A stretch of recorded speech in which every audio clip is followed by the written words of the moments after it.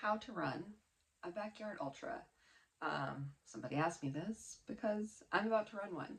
So first, what is a backyard ultra? It's a super specific format of an ultra marathon in which there is no set distance, really. It's essentially at the top of every hour. All runners start in the start corral, and then they go and they do a 4.16 mile loop. Make it back to the start line. They have an hour to do so. At the start of every hour, the race starts again. If the runner has not made it back to the start line or they have not back in the start corral, then they are eliminated. It is a last man standing event. The goal of it is to be the last runner still willing to go out on course.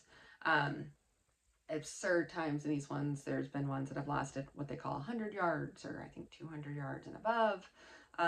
Usually it seems like the average is about the 100-mile mark for how or when these ones kind of end. You cannot go faster than 4.16 miles in an hour, right? You have to stop, you have to reset. It is not a continuously running race. So there are two different strategies that people use. One, they run the loop fast and then they have a long time to kind of chill, relax, put their feet up, eat, hydrate, whatever.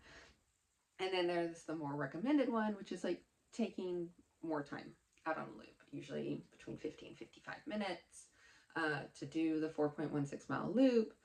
And then it's just a really short period of time to rest, reset, whatever, because the stopping for long periods of time can actually be really jarring and make the race more difficult, right? Your muscles stiffen up, your motivation really drops because it's much more comfortable in the chair to keep going.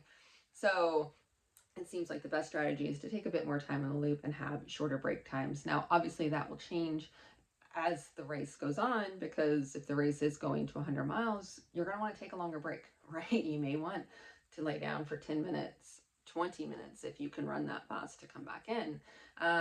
So yeah, there is also a little bit of like a head games thing that occurs in these races where like you don't want to show signs of weaknesses. Like you want to come in acting like no problem, that you could just keep running forever, because that's kind of like demotivates somebody. They may be, going through the pain cave at that moment when they see you.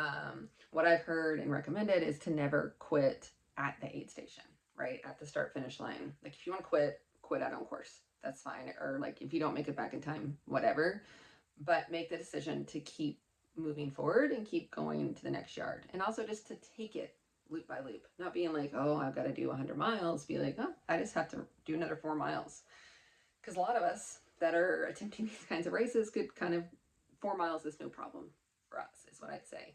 Yeah. So any tips, tricks that you have, I would love to hear them. I'll be running one next weekend. Actually, I don't know, Friday, June 6th. Yeah. So wish me luck.